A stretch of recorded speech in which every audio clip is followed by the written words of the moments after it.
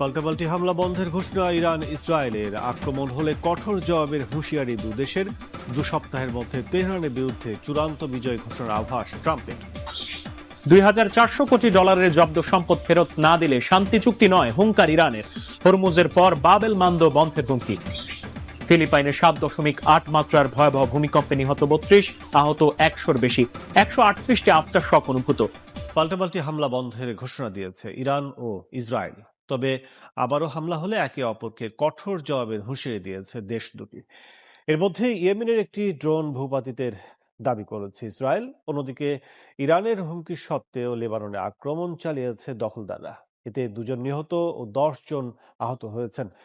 এদিকে 2 সপ্তাহের মধ্যে যুক্তরাষ্ট্র ইরানের বিরুদ্ধে চূড়ান্ত বিজয় ঘোষণা করবে বলে আভাস দিয়েছেন মার্কিন প্রেসিডেন্ট ডোনাল্ড ট্রাম্প।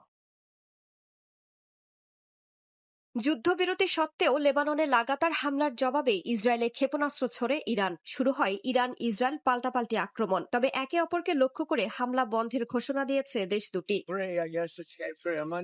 এর আগে তেহরান তেল আবিবকে যুদ্ধ বন্ধের আহ্বান জানান মার্কিন প্রেসিডেন্ট ডোনাল্ড ট্রাম্প। তার ডাকে সাড়া দিয়ে হামলা বন্ধের কথা জানায় ইরান ইসরায়েল। সোমবার ইসরায়েলের প্রধানমন্ত্রী বিনিয়ামিন নেতানিয়াহু বলেন, ইরান লক্ষ্য করে গোলাগুলি বন্ধ করেছে তেল আবিব। ইরান যখন ইসরায়েলের উপর হামলা চালায় তখন আমি আইডিএফকে ইরান জুড়ে সামরিক ও অর্থনৈতিক লক্ষ্যবস্তুতে আঘাত হানার নির্দেশ দিই। এই মুহূর্তে গোলাগুলি বন্ধ রয়েছে, কারণ তেহরানে আমরা আঘাত হানার পর তারা আমাদের ওপর হামলা বন্ধ করেছে। তবে যদি তারা আবারও আমাদের ওপর হামলা চালানোর ভুল করে, তাহলে শক্তি প্রয়োগ করে জবাব দেয়া হবে। ইরানের পক্ষ থেকেও একই কঠোর বার্তা দিয়েছেন প্রেসিডেন্ট মাসুদ পেজেশকিয়ান। সোমবার এক্স হ্যান্ডেলে তিনি বলেন, ইরান যুদ্ধের ময়দান ছাড়েনি, আবার যুক্তরাষ্ট্রের সঙ্গে চলমান আলোচনার টেবিলও ছেড়ে যায়নি। তবে যুক্তরাষ্ট্র যুদ্ধবিরতিও চায় না, আবার সংলাপও চায় না বলে মন্তব্য করেছেন ইরানের পার্লামেন্টের স্পিকার মোহাম্মদ বাঘের গালিবাফ। হামলা বন্ধের কথা বললেও মঙ্গলবার ভোরে ইয়েমেন থেকে উৎক্ষেপণ করা একটি ড্রোন প্রতিহত করার দাবি করেছে ইসরায়েলি সামরিক বাহিনী। এর কিছু সময় আগে দক্ষিণের শহর এইলাতে সাইরেন বেজে ওঠে। অন্যদিকে ইরানের হুমকি সত্ত্বেও লেবাননে হামলা অব্যাহত রেখেছে দখলদার বাহিনী। লেবাননের তাইর অঞ্চলে ইসরায়েলের ব্যাপক হামলায় বেশ কয়েকজন হতাহত হয়েছেন। উত্তপ্ত পরিস্থিতির মধ্যে ইরান ইসরায়েলকে সংযত থাকার আহ্বান জানিয়েছেন পাকিস্তানের প্রধানমন্ত্রী শাহবাজ শরীফ। সতর্ক করে তিনি বলেন, তেহরান তেল আবিব সাম্প্রতিক উত্তেজনা বৃদ্ধি নড়বড়ে যুদ্ধবিরতির লক্ষণ। ইরান ও যুক্তরাষ্ট্র একটি চুক্তিতে পৌঁছানোর লক্ষ্যে পাকিস্তানের মাধ্যমে আলোচনা চালিয়ে যাচ্ছে বলে জানিয়েছেন জাতিসংঘে নিযুক্ত ইরানের রাষ্ট্রদূত আমির সাইদ ইরাভানি। এদিকে 2 সপ্তাহের মধ্যে যুক্তরাষ্ট্র ইরানের বিরুদ্ধে চূড়ান্ত বিজয় ঘোষণা করবে বলে আভাস দিয়েছেন মার্কিন প্রেসিডেন্ট ডোনাল্ড ট্রাম্প। সাউথ ক্যারোলাইনার সিনেটর লিন্ডসে গ্রাহামের পক্ষে আয়োজিত এক সমাবেশে ভার্চুয়ালি অংশ নিয়ে তিনি এই ইঙ্গিত দেন। এদিকে হরমুজ প্রণালীতে নৌ চলাচলে বাধা সৃষ্টির কারণে ইরানের ওপর নতুন নিষেধাজ্ঞা আরোপ করেছে ইউরোপীয় ইউনিয়নের সদস্য রাষ্ট্রগুলো। যুক্তরাষ্ট্রের সঙ্গে চলমান আলোচনায় ইরানের অন্যতম প্রধান দাবি হয়ে উঠেছে বিশ্বের বিভিন্ন দেশে আটকে থাকা নিজস্ব তহবিল ফেরত পাওয়া। কিন্তু কোনো শান্তি চুক্তি না হওয়া পর্যন্ত ইরানের অবরুদ্ধ সম্পদ মুক্ত করা হবে না বলে সাফ জানিয়ে দিয়েছেন মার্কিন প্রেসিডেন্ট ডোনাল্ড ট্রাম্প। ইরানের হিসাব অনুযায়ী বিশ্বজুড়ে বিভিন্ন দেশে তাদের প্রায় 123 বিলিয়ন মার্কিন ডলার মূল্যের সম্পদ জব্দ হয়ে আছে। মীর ফজলে রাব্বি ডেস্ক রিপোর্ট। যুক্তরাষ্ট্রের সঙ্গে চলমান আলোচনায় ইরানের অন্যতম প্রধান দাবি হয়ে উঠেছে বিভিন্ন দেশে আটকে থাকা নিজস্ব তহবিল ফেরত পাওয়া। ইরানের হিসাব অনুযায়ী বিশ্বজুড়ে তাদের প্রায় 123 বিলিয়ন মার্কিন ডলার মূল্যের সম্পদ ফ্রিজ বা জব্দ হয়ে আছে। দীর্ঘদিন ধরেই তেহরান ওয়াশিংটনের সঙ্গে যে কোনো ধরনের চুক্তিতে পৌঁছানোর প্রধান শর্ত হিসেবে এই বিশাল পরিমাণ অর্থ অবমুক্ত করার জন্য জোর দাবি জানিয়ে আসছে। চলমান আলোচনা এগিয়ে নিতে ইরান প্রাথমিকভাবে অন্তত 12 বিলিয়ন ডলার সম্পদ অবমুক্ত করার শর্ত দিয়েছে। কিন্তু কোনো শান্তি চুক্তি না হওয়া পর্যন্ত ইরানের অবরুদ্ধ সম্পদ মুক্ত করা হবে না বলে সাফ জানিয়ে দিয়েছেন মার্কিন প্রেসিডেন্ট ডোনাল্ড ট্রাম্প। 7 জুন মার্কিন সংবাদ মাধ্যম এনবিসি নিউজের মিট দ্য প্রেস অনুষ্ঠানে দেওয়া এক সাক্ষাৎকারে ট্রাম্প বলেন, চুক্তি সম্পন্ন হওয়ার পরই কেবল তিনি এসব পদক্ষেপের কথা বিবেচনা করবেন। সাক্ষাৎকারে ট্রাম্প ওয়াশিংটনের সঙ্গে তেহরানের সম্ভাব্য আলোচনার ইঙ্গিত দিয়ে বলেন, ইরান যদি ভালো আচরণ করে এবং সঠিক ভূমিকা পালন করে তবেই যুক্তরাষ্ট্র আলোচনা শুরু করবে। তবে সেই আলোচনার টেবিলে সমঝোতা হলেও ইরান এখনই তাদের ফ্রিজ হওয়া অর্থ ফেরত পাচ্ছে না বলে পরিষ্কার করে দেন ট্রাম্প। ইরানের জব্দ হওয়া সম্পদের সিংহভাগই মূলত বিভিন্ন দেশের ব্যাংকে থাকা নগদ অর্থ, যা তারা জ্বালানি তেল ও গ্যাস রপ্তানি করে আয় করেছিল। নির্দিষ্ট কিছু দেশের ব্যাংক অ্যাকাউন্টে এই অর্থের বড় অংশ জমা রয়েছে। সবচেয়ে বড় অঙ্কের অর্থ আটকে আছে চীনে। ইরানের হিসাব অনুযায়ী দেশটির ব্যাংকে ইরানের প্রায় $20 বিলিয়ন জমা রয়েছে। এছাড়া ইরাকে 12 বিলিয়ন, ভারতে 7 বিলিয়ন, দক্ষিণ কোরিয়ায় 6 বিলিয়ন এবং জাপানে $3 বিলিয়ন আটকে আছে ইরানের। এর বাইরে ইউরোপের বিভিন্ন দেশে এবং খোদ যুক্তরাষ্ট্রে ইরানের কয়েক বিলিয়ন ডলার মূল্যের সম্পদ ও রিয়েল এস্টেট আইনি জটিলতা এবং নিষেধাজ্ঞার কারণে অবরুদ্ধ অবস্থায় রয়েছে। নিজস্ব অর্থ হওয়া সত্ত্বেও ইরান আইনি ও কৌশলগত কারণে এগুলো দেশে ফিরিয়ে নিতে পারছে না। এক্ষেত্রে প্রধান বাধাটি হল যুক্তরাষ্ট্রের সেকেন্ডারি স্যাংশন। চীন, ভারত বা জাপানের মতো কোনো তৃতীয় দেশের ব্যাংক যদি যুক্তরাষ্ট্রের অনুমতি ছাড়া ইরানকে তাদের আটকে থাকা অর্থ ফেরত দেয়, তবে সেই ব্যাংকের ওপরও যুক্তরাষ্ট্র নিষেধাজ্ঞা আরোপ করবে এবং তারা আর বৈশ্বিক ডলার ট্রানজ্যাকশন বা মার্কিন আর্থিক বাজারে কাজ করতে পারবে না। ফলে কোনো দেশই যুক্তরাষ্ট্রের এই আর্থিক ব্যবস্থার বাইরে গিয়ে ইরানের জন্য ঝুঁকি নিতে চায় না। কাতার বা ইরাকের মতো দেশগুলোতে থাকা ইরানের কিছু অর্থ দিয়ে ওষুধ, খাদ্য বা জরুরি মানবিক পণ্য কেনার সুযোগ মাঝে মধ্যে দেওয়া হয়, তবে সেটিও সরাসরি ইরান পায় না। কঠোর মার্কিন নজরদারিতে সরাসরি পণ্য সরবরাহকারী সংস্থাকে সে অর্থ প্রদান করা হয়। বিশ্লেষকদের মতে জব্দকৃত সম্পদের সামান্য অংশ মুক্ত হলে তা ইরানের বৈদেশিক মুদ্রার রিজার্ভ শক্তিশালী করবে, আমদানি ব্যয় মেটাতে সহায়তা করবে এবং সরকারকে গুরুত্বপূর্ণ আর্থিক সুরক্ষা দিবে। আর এই কারণেই তেহরান ওয়াশিংটন আলোচনায় বিষয়টি অন্যতম গুরুত্বপূর্ণ ইস্যু হিসেবে বিবেচিত হচ্ছে। যুক্তরাষ্ট্র ও ইসরায়েলের ইরান বিরোধী যুদ্ধ 100 দিন অতিক্রম করতেই নতুন করে রাজনৈতিক চাপের মুখে পড়েছেন প্রেসিডেন্ট ডোনাল্ড ট্রাম্প। একদিকে যুদ্ধবিরতি আলোচনা চললেও সংঘর্ষ পুরোপুরি থামেনি। আর এই দীর্ঘায়িত যুদ্ধ এখন যুক্তরাষ্ট্রের ভেতরে বড় রাজনৈতিক ইস্যুতে পরিণত হয়েছে। জনমত জরিপে যুদ্ধের প্রতি ক্রমবর্ধমান অসন্তোষ প্রেসিডেন্ট ডোনাল্ড ট্রাম্প ও রিপাবলিকান পার্টির ওপর চাপ বাড়াচ্ছে। একই সঙ্গে ডেমোক্র্যাটদের জন্য মধ্যবর্তী নির্বাচনে রাজনৈতিক সুযোগ তৈরি করছে এই পরিস্থিতি।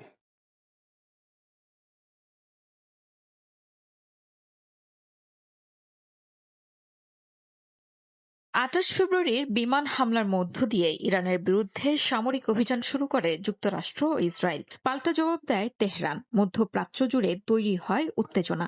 সংঘাতের 100 দিন পার হয়েছে রোববার। এ সময়ের মধ্যে যুদ্ধবিরতি নিয়ে কূটনৈতিক আলোচনা চললেও বাস্তবে সংঘাত পুরোপুরি বন্ধ হয়নি। হামলা পাল্টা হামলা অব্যাহত থাকায় মধ্যপ্রাচ্যের পরিস্থিতি এখনও অস্থিতিশীল। বিশ্লেষকদের মতে দীর্ঘায়িত এই সংঘাত এখন শুধু সামরিক নয়, কূটনৈতিক অচলাবস্থারও প্রতীক হয়ে উঠেছে।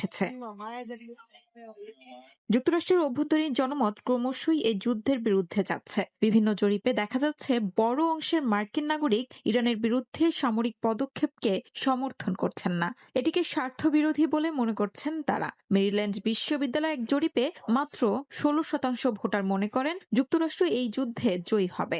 রিপাবলিকান ভোটারদের মধ্যে উল্লেখযোগ্য অংশ সংঘাতকে নেতিবাচক হিসেবে দেখছেন, যা ট্রাম্পের রাজনৈতিক অবস্থানের জন্য উদ্বেগজনক ইঙ্গিত হিসেবেও বিবেচিত হচ্ছে। যুদ্ধ এখন সরাসরি ট্রাম্প প্রশাসনের জন্য একটি বড় চাপের উৎসে পরিণত হয়েছে বলে মত রাজনৈতিক বিশ্লেষকদের। যুদ্ধবিরোধী জনমত আগামী মধ্যবর্তী নির্বাচনে ডেমোক্র্যাটদের জন্য সুবিধা তৈরি করতে পারে, যা বদলে দিতে পারে কংগ্রেসে ক্ষমতার ভারসাম্য। অন্যদিকে ট্রাম্প এটিকে যুক্তরাষ্ট্রের কৌশলগত লক্ষ্য হিসেবে উপস্থাপন করলেও জনসমর্থনের ঘাটতি তার নীতিগত অবস্থানকে দুর্বল করছে। যুদ্ধের ব্যয়, ইসরায়েলের সঙ্গে ঘনিষ্ঠতা এবং দীর্ঘমেয়াদী সামরিক উপস্থিতি, বিষয়টি এখন মার্কিন ভোটারদের কাছে একটি জটিল রাজনৈতিক প্রশ্নে পরিণত হয়েছে। এদিকে ইরান ইসরায়েল পাল্টাপাল্টি হামলায় উদ্বেগে পড়েছেন যুদ্ধ বন্ধে মরিয়া মার্কিন প্রেসিডেন্ট ডোনাল্ড ট্রাম্প। আর এই সুযোগে শান্তি চুক্তির জন্য নতুন করে কয়েকটি শর্ত জুড়ে দিয়েছে ইরান। জানিয়েছে ইসরায়েলে হামলা হলেও শান্তি আলোচনা চলবে, তবে চুক্তি করতে হলে ফেরত দিতে হবে $2,400 কোটি ইরানের জব্দ সম্পদ। একই সাথে হরমুজ থেকে মার্কিন অবরোধ তুলে না নিলে বাবেল মান্দ বন্ধের হুমকি দিয়েছে ইরান। যুদ্ধে বেকায়দায় থাকা আমেরিকা এখন কি করবে? হাফিজুল ইসলামের ডেস্ক রিপোর্টে বিস্তারিত। বর্তমান বিশ্বের সবচেয়ে শক্তিশালী দেশ আমেরিকা, কিন্তু তাদের সব ক্ষমতা সরু একটি সমুদ্র পথের সামনে এসে থমকে গেছে। হরমুজ প্রণালী এখন ইরানের হাতের মুঠোয়। ওয়াশিংটন যেখানে শক্তি দিয়ে ইরানকে দমাতে চায়, সেখানে খামেনি খেলছেন স্রেফ কৌশলের খেলা। আন্তর্জাতিক জ্বালানি সরবরাহের গুরুত্বপূর্ণ নৌপথ হরমুজ অবরুদ্ধ রাখার বিষয়ে তেহরানের অনড় অবস্থান ট্রাম্প প্রশাসনের সমস্ত কূটনৈতিক চাপকেই ব্যর্থ করে দিয়েছে। যুদ্ধবিরতি নিয়ে আলোচনার মাঝেই ইরান ইসরায়েলের পাল্টাপাল্টি হামলা ভেস্তে দিচ্ছে দ্বিপাক্ষিক সমঝোতার সকল প্রচেষ্টা। ফলে আবারও ভয়াবহ যুদ্ধের মুখে পড়তে যাচ্ছে পুরো মধ্যপ্রাচ্য।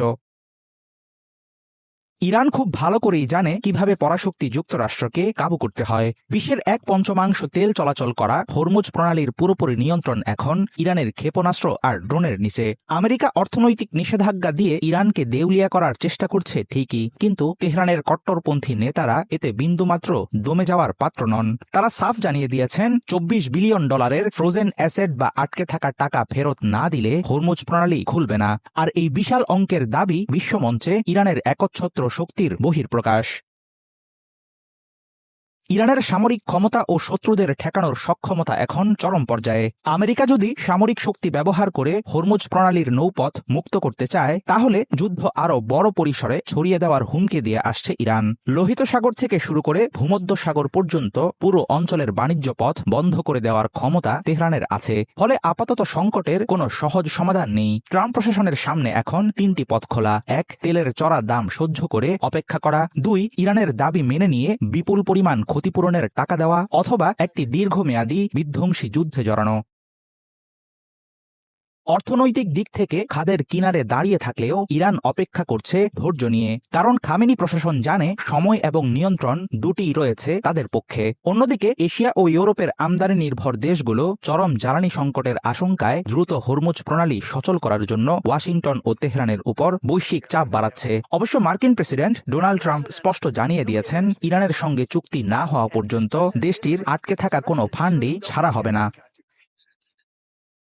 ইরান যুক্তরাষ্ট্রের মুখোমুখি অবস্থান ও সংঘাতের কারণে হরমুজ প্রণালীর অচলাবস্থা দীর্ঘায়িত হলে বৈশ্বিক অর্থনীতি পড়বে চরম মন্দা পরিস্থিতিতে। আর এর বড় ধাক্কা লাগবে বাংলাদেশেও। অর্থনৈতিক বিশ্লেষকদের মতে এই সংকটের কারণে আন্তর্জাতিক বাজারে জ্বালানি তেল ও এলএনজির দাম 50% বেশি বেড়ে যেতে পারে। ফলে এক ধাক্কায় প্রায় $3.65 বিলিয়ন বেড়ে যেতে পারে বাংলাদেশের জ্বালানি আমদানি খরচ। সব মিলিয়ে ট্রাম্পের সমস্ত দম্ভ ও মার্কিন সামরিক ক্ষমতাকে বেকায়দায় ফেলে ইরান প্রমাণ করে দিচ্ছে আসল চালটা এখনো খামেনির পকেটেই বন্দী। গাজায় যুদ্ধবিরতি কার্যকর থাকলেও থামছে না রক্তপাত। ইসরায়েলি হামলায় নতুন করে প্রাণ হারিয়েছে শিশুসহ 6 জন। এর মধ্যেই কায়রোয় শুরু হয়েছে যুদ্ধবিরতির দ্বিতীয় ধাপ নিয়ে আলোচনা। এতে অংশ নিয়েছে কাতার, তুরস্ক, মিশর ও হামাসের প্রতিনিধি দল। বৈঠকে প্রথম ধাপের অসম্পূর্ণ প্রতিশ্রুতি বাস্তবায়ন, মানবিক সহায়তা বৃদ্ধির মতো ইস্যুগুলো গুরুত্ব পাবে। এদিকে সীমিত পরিসরে রাফা সীমান্ত পুনরায় চালুর ঘোষণা দিয়েছে ইসরায়েল। ছেলের স্কুল ব্যাগ বুকে জড়িয়ে শেষ বিদায় জানান বাবা ইউসুফ সালমান। সোমবার স্থানীয় সময় সকালে গাজার জাবালিয়া শরণার্থী শিবিরে ইসরায়েলি হামলায় প্রাণ হারায় তার 8 বছর বয়সী ছেলে জাদ সোলেইমান। স্থানীয় চিকিৎসকদের দাবি, কূপ খননের কাজে জড়ো হওয়া মানুষের কাছে আঘাত হানে দখলদার বাহিনী। এতে শিশুসহ হতাহত হন বেশ কয়েকজন। আমার ছেলের বয়স ছিল মাত্র 8 বছর। সে কি অপরাধ করেছিল? স্কুল শেষ করে সে বাড়ি ফিরছিল। এটা তার ব্যাগ, দেখুন এখনো রক্ত লেগে আছে। তার গলায় ঢুকে থাকা শার্পনেলের টুকরোগুলো দেখুন, সে মাটিতে পড়েছিল। গাজা সিটি দের আল বালাহতেও দখলদারদের হামলায় আরও কয়েকজনের প্রাণহানি হয়। ফিলিস্তিনি কর্মকর্তাদের দাবি, যুদ্ধবিরতির পর থেকে ইসরায়েলি হামলায় 950-র বেশি মানুষ নিহত হয়েছেন। স্থানীয় বাসিন্দাদের অভিযোগ, যুদ্ধবিরতি কার্যকর থাকলেও ইসরায়েল ধীরে ধীরে নিয়ন্ত্রণাধীন এলাকা সম্প্রসারণ করছে। এমন পরিস্থিতিতে মিশরের রাজধানী কায়রোয় শুরু হয়েছে গাজা যুদ্ধবিরতির দ্বিতীয় ধাপ বাস্তবায়ন নিয়ে আলোচনা। বৈঠকে অংশ নেন তুরস্কের গোয়েন্দা প্রধান ইব্রাহিম কালিন, মিশর ও কাতারের জ্যেষ্ঠ কর্মকর্তা এবং ফিলিস্তিনের স্বাধীনতাকামী সংগঠন হামাসের প্রতিনিধিরা। আলোচনার কেন্দ্রবিন্দুতে রয়েছে প্রথম ধাপের অসম্পূর্ণ প্রতিশ্রুতি বাস্তবায়ন, মানবিক সহায়তা বৃদ্ধি এবং স্থিতিশীলতা বজায় রাখার মতো গুরুত্বপূর্ণ ইস্যু। দ্বিতীয় ধাপে গাজার ভবিষ্যৎ প্রশাসন পুনর্গঠন, আন্তর্জাতিক বাহিনী মোতায়েন, ইসরায়েলি সেনা প্রত্যাহার এবং নিরাপত্তা ব্যবস্থাপনা নিয়ে সিদ্ধান্তের কথা রয়েছে। এর মধ্যেই ইসরায়েলি সরকারি সংস্থা কোগার জানিয়েছে মিশরের সঙ্গে রাফা সীমান্ত ক্রসিং সীমিত পরিসরে উভয় দিকের মানুষের চলাচলের জন্য আবারও খুলে দেওয়া হবে। ইরানের আবারও ভয়াবহ মিসাইল হামলার তাণ্ডবে তছনছ হয়ে গেছে ইসরায়েলের বিমান ঘাঁটি, সামরিক স্থাপনা, পেট্রোকেমিক্যাল কারখানা, ইহুদি বসতি আর আবাসিক স্থাপনা। লেবানন ও হিজবুল্লাহদের ওপর ইসরায়েলের বর্বর হামলার প্রতিশোধ নিতেই নতুন করে আঘাত এনেছে ইরান। আর এই সুযোগে ইয়েমেন থেকে হুথি বাহিনী আর লেবানন থেকে হিজবুল্লাহ যোদ্ধারাও আঘাত এনেছে ইসরায়েলের বিভিন্ন শহর লক্ষ্য করে। ইসরায়েলও পাল্টা হামলা চালিয়েছে ইরানের জ্বালানি আর সামরিক স্থাপনায়। প্রায় 12 ঘন্টা ব্যাপী হামলার পর আপাতত অভিযান স্থগিতের ঘোষণা দিয়েছে ইরান। তবে ইসরায়েল যদি ফের লেবাননে হামলা চালায় তাহলে কঠোর জবাবের হুঁশিয়ারি দিয়েছে খামেনির দেশ। বিস্তারিত মেহরাব হোসেন খানের ডেস্ক রিপোর্টে। দীর্ঘ বিরতির পর আবারও ইসরায়েল লক্ষ্য করে ঝাঁকে ঝাঁকে মিসাইল ছুড়েছে ইরান। স্থানীয় সময় 7 জুন রাত 12টার আগে শুরু করা আচমকা হানার নাম দেয়া হয়েছে অপারেশন নাসার। ঠিক 2 মাস আগে 7 এপ্রিল মার্কিন প্রেসিডেন্ট ডোনাল্ড ট্রাম্প ঘোষিত যুদ্ধবিরতি শুরুর পর ইসরায়েলের বিভিন্ন অবস্থানে ইরানের প্রথম হামলা এটি। মিসাইল হামলার খবরে রাজপথে উচ্ছ্বাসে সামিল হন ইরানিরা। ইরানের ইসলামী বিপ্লবী গার্ড বাহিনী IRGC হুঁশিয়ার করে বলেছে, লেবাননে ইসরায়েলের আগ্রাসন, হামলা আর হত্যাযজ্ঞের জবাব এটি। যুদ্ধবিরতি বারবার লঙ্ঘন করে জায়নবাদী আগ্রাসী ইসরায়েলি অপরাধী যুক্তরাষ্ট্রের সবুজ সংকেত পেয়ে লেবাননের নিপীড়িত জনগণের ওপর দিন দিন নৃশংসতা বাড়াচ্ছে। দক্ষিণ লেবানন ও বৈরুতের উপশহরগুলোতে হামলা বন্ধ করতে হবে। তারা যদি এই অঞ্চলে হামলা আরও বিস্তৃত করে বা ইরানের পদক্ষেপের জবাব দেয় তাহলে তাদের আরও কঠোর ও অনুশোচনীয় আঘাতের মুখোমুখি হতে হবে। ইসরায়েল লক্ষ্য করে নিয়মিত বিরতিতে হামলা অব্যাহত থাকে। পরদিনও ইসরায়েলের বেন গুরিয়ন বিমানবন্দরে উড্ডয়নের আগ মুহূর্তে আটকা পড়ে একাধিক ফ্লাইট। বিমানের ভেতরেই শ্বাসরুদ্ধকর পরিস্থিতির মুখোমুখি হন যাত্রীরা। রাজধানী তেল আবিব ছাড়াও বিভিন্ন শহরে শত্রুপক্ষের হামলার সাইরেন বাজলে প্রাণ বাঁচাতে দ্রুত কাছাকাছি বাংকারে আশ্রয় নেন আতঙ্কিতরা। এতটাই আতঙ্ক ছড়ায় যে হাসপাতালের রোগীদেরও সরিয়ে নেওয়া হয় বাংকারে। IRGC জানিয়েছে, ইসরায়েলের নেভাতিম ও তেল নভ বিমান ঘাঁটি নিশানা করে হামলা হয়েছে। আকাশ প্রতিরক্ষা ব্যবস্থা ইরানের একাধিক ক্ষেপণাস্ত্র ধ্বংসের দাবি করলেও ঝাঁকে ঝাঁকে মিসাইলের তাণ্ডব থেকে রক্ষা পায়নি ইসরায়েলের উত্তর আর দক্ষিণাঞ্চল। হামলা হয়েছে ইসরায়েলের হাইফা শহরে পেট্রোকেমিক্যাল কারখানায়। সামরিক স্থাপনা লক্ষ্য করে হামলা হলেও ভার্চুয়াল প্ল্যাটফর্মে ছড়িয়ে পড়েছে ফিলিস্তিনের পশ্চিম তীরে অবৈধ ইহুদি বসতি আর আবাসিক স্থাপনায় ক্ষয়ক্ষতির ভিডিও। পশ্চিম তীরের জেরিকো শহরের কাছে একটি মিসাইল পড়লেও বিস্ফোরিত না হওয়ায় এটি ঘিরে ছিল উৎসুক বসতি স্থাপনকারীদের ভিড়। প্রথম দফায় ইসরায়েলের পক্ষ থেকে পাল্টা বিমান হামলা হয়েছে ইরানের পশ্চিম ও মধ্যাঞ্চলে সামরিক লক্ষ্যবস্তুতে। দক্ষিণ পশ্চিমাঞ্চলের মাহ শহরে পেট্রোকেমিক্যাল কমপ্লেক্সে হামলা চালায় ইসরায়েল। IRGC স্বীকার করেছে, আকাশ থেকে নিক্ষেপণযোগ্য ব্যালিস্টিক ক্ষেপণাস্ত্র ব্যবহার করে ইরানের বিভিন্ন লক্ষ্যবস্তুতে হামলা চালিয়েছে ইসরায়েল। ইরানের রাষ্ট্রীয় টেলিভিশন জানিয়েছে, তেহরান, তাবরিজ ও ইস্পাহানে বেশ কয়েকটি বিস্ফোরণ হয়েছে। মধ্যাঞ্চলের কারাজ শহরের পাশেও বিস্ফোরণ হয়েছে।